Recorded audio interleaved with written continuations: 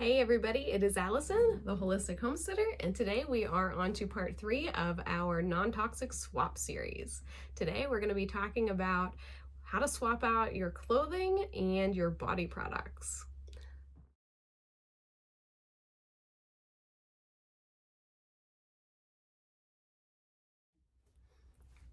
Let's start by talking about our clothing.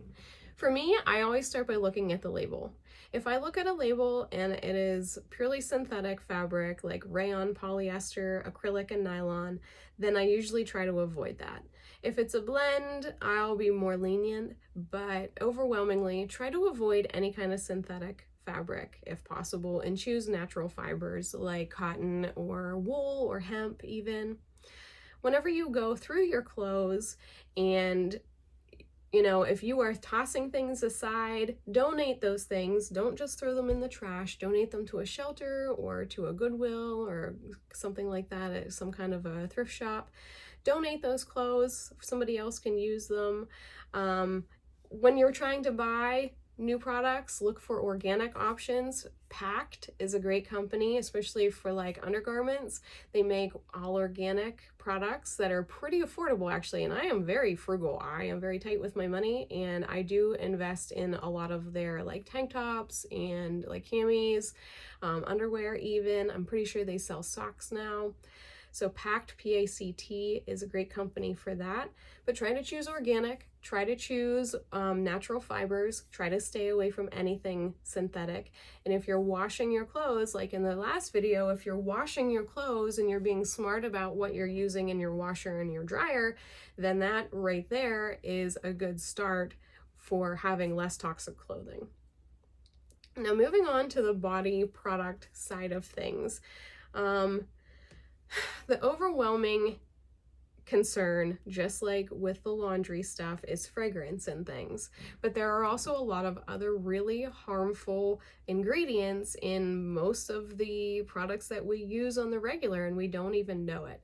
So like I said in my last video, if you haven't checked out the EWG app, the Environmental Working Group, they have an app and a website. You can input, if you have a typical type of deodorant, you can search for that in the EWG app or website, and you can see exactly the breakdown of each ingredient in that product, in that deodorant, and how bad they are for you. So when you're looking at the ingredient list and you are seeing these really funky named ingredients and you're like, I don't even know what that is, this is a great place for you to go and check. And I think you will be really, really surprised at how bad some of these ingredients are for you. And I really encourage you to take charge of your health in this way. It's a really simple step to living a less toxic life. And when we are living less toxic lives, we're living a healthier life. And obviously that is the goal. So because I was just talking about deodorant, I think I'm going to start there. Most deodorant, the number one ingredient is aluminum. And to me, that is a big no-no. I know that in enough of the research that I've done, aluminum in deodorant can be tied to several types of illness that I personally would prefer to choose to avoid. And while there's no guarantee, that I will avoid that because stuff happens, if I can avoid using a deodorant that contains aluminum, then that's what I'm gonna do. So I actually really, really love the Beauty Counter brand deodorant.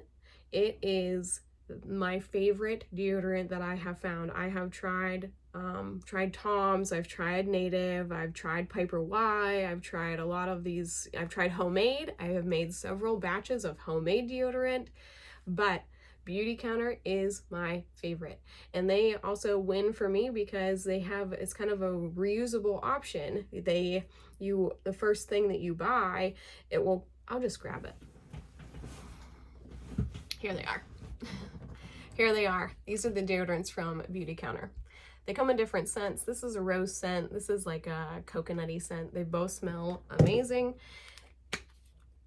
They are not sticky. I shave my armpits all the time. I really hate sticky deodorant. These are not sticky at all. They smell amazing. You don't need a lot of it. I don't stink, so that is a win, and they don't contain aluminum. So this is just a brand that I prefer. Oh, another thing I wanted to show you was these can actually, when this is empty, the inside pops out. You throw the inside away or recycle it, and then from Beauty Counter you can actually buy the insert. You don't have to buy this case ever again, and you pay less for the deodorant, for the refills, than you do, you know, buying it with the case. So it's a great way to save money and, you know, to not have so much trash out there. So that's deodorant. I don't know if Beauty Counter makes men's deodorant yet, but it would be a great place to start, in my opinion. Let's talk about perfume now and cologne. For me personally, I don't ever really wear perfume. I don't need to be all smelly all over the place. I'm fine with just letting my natural aroma be as thus. So in the past, if I've wanted to make a body spray, which I have, and I have sold, it might be still selling actually in my Etsy shop right now, Holistic Homestead X, is some body sprays. And how I do that is by taking an empty spray bottle, if you have it, put 3 ounces of distilled water to 1 ounce of vodka, and from there you can add whatever essential oils you want. Now, per ounce of liquid, you want to add 8 to 10 drops of essential oils generally. So once that's all in your bottle, you put the lid on, shake it up, that's your body spray. And you're making it with hopefully organic essential oils, organic vodka, distilled water. You could probably find glass spray bottles if you want to be completely non-toxic. And it's also super affordable. So, and you can blend it, you can tailor it to whatever you want. Over on my Etsy shop right now, Holistic Homestead X, I've come up with a couple of signature scents myself. The first is called Caveman. It's a really woodsy and earthy kind of blend with patchouli. It's very hippie-ish, but it's not just for men, even though it's called Caveman. It's my preferred body spray, and if I do wear perfume, that is what I grab for. I also have a body spray called Kiss Me, and it is more romantic and musky and kind of a sensual smell. It's more sweet. It's much more feminine. So if you love body spray, if you love perfume or cologne, I encourage you to make your own, or you can check out some of mine in my Etsy shop. I run sales all the time, so I'd be happy to hook you up with that. Now, for hair care, my biggest tip is to look for organic options. Again, with the affordability, something that I've done is looked around for organic shampoo and conditioner. And a company that I found is called Stevenson, and they actually sell organic shampoo and conditioner base online. And I love that base because I can scent it any way that I want with my own organic essential oils. Essentially, it's just like the body spray idea. I can take whatever blend of essential oils that I want, and I can scent my shampoo and conditioner however I want. And it's an organic option. I'm avoiding artificial fragrances. I'm avoiding things like SLS, the sodium lauryl sulfate, or however you pronounce that. It's another one of those ingredients that's just really not good for your health, but is in a ton of products.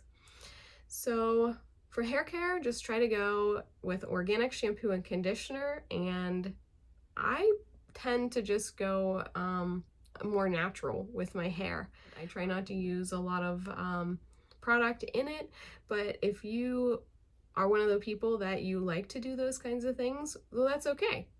We live in a day and age where there's a lot of great options out there for hair products like dry shampoos and hairsprays and things that are less toxic. So just do your research, just give it a Google, try to look for some organic hairspray. You never know what you're gonna find, and they're always coming out with new things all the time. So look for products that are searchable on the EWG. That is probably the easiest thing to do to know if something is considered toxic or not. Search those environmental working group, the app and the website, plug in what you're using right now and look to see how bad it is. And if it's, if it's bad, are you comfortable with the things that the EWG is saying that the product could potentially cause? If you're not okay with it, scour their website to see what are the safer options, because they have that availability on their website as well, is for you to search for healthier options. So for lotion, I really love Dr. Bronner's brand of body lotion. It comes in organic, actually, and I know they make several scents. I know that I personally have had their peppermint scent and coconut lime, which I really love. So if you really do love something that's like scented, that's a great way to have a little bit of body, like a body spray kind of smell, is through like a Dr. Bronner's body lotion. There are other ways though. If you have really, really dry skin, you could use just organic shea butter or organic cocoa butter. Those are great ideas. Organic coconut oil even sometimes can help with dry skin. If you suffer from eczema or psoriasis or anything like that, I really encourage you to check out my Etsy shop, Holistic Homestead X, and look at my my healing boo-boo salve. It works so well on any kind of really, really dry patch. I would love to see how it works for you. Let's move on to makeup. Now, luckily for people watching this now, there are a lot of really great organic and non-toxic makeup companies out there now. I know that, like I said, Beauty Counter is the one that I'm most familiar with because several of my friends sell it. So I like to shop with them. I also like to shop with Burt's Bees. You can order from them online, but that's usually pretty readily available in like a CVS or Rite Aid or even a Walmart. Burt's Bees brand. I'm wearing Burt's Bees mascara right now. It's my absolute favorite, and I love their lip products. So just do your research and ask around, ask your friends. A lot of the time our friends are kind of maybe more privy to less toxic options than we are, and they're a great source to find products that work. Because while it's one thing to make a swap, but it's another thing to make a swap and actually love the product. So reach out to people that you know. I'm not the one really to ask about makeup because I tend to not wear a whole lot of it, but like I said, my go-tos are Beauty Counter brand and Burt's Bees. If you have any other organic, non-toxic brands that you absolutely love, I encourage you to drop them in the comments and share that with everybody else to see. In terms of toothpaste, I'm going to be making another video here not too long from now, hopefully, and I'm going to show you how I make a very easy tooth powder. And it's a mixture of a couple of dry ingredients that are really easy to come by. And you wet your toothbrush, you dip the wet bristles into the tooth powder, and then you brush your teeth just like you would, but you are brushing it with this tooth powder. Most toothpaste contains fluoride, and I know that is a huge debate, and I'm sure if there are any dentists watching me right now, they're cringing in the background.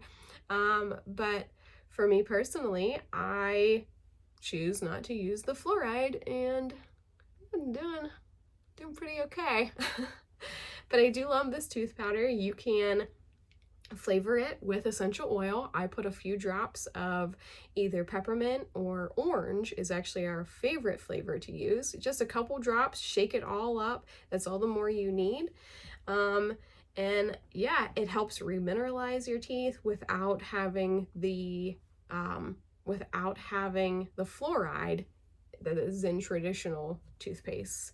And it does a really, really great job at whitening your teeth and at just keeping, tartar off, even because it's a little bit more grainy than a traditional toothpaste.